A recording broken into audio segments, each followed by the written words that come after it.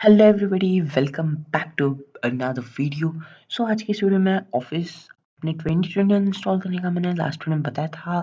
और समटाइम्स हो जाता है कि ऑफिस 2021 ऑफिस 2019 की तरह ओपन हो रहा है, तो अब इसे फिक्स कैसे करेंगे वो मैं आज की इस वीडियो में बताने वाला हूँ।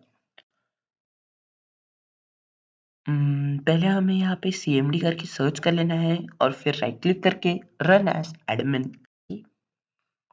इसे रन करना है। फिर यहाँ पे इंस्टॉलेशन की लोकेशन के लिए हमें ये वाली कमांड रन करनी है, डिस्क्रिप्शन बॉक्स में है, आप चेक आउट करो।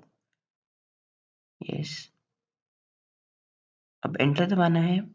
अब ये वाली कमांड रन करनी है इंस्टॉलेशन एक्टिवेशन स्टेटस के लिए। एंटर।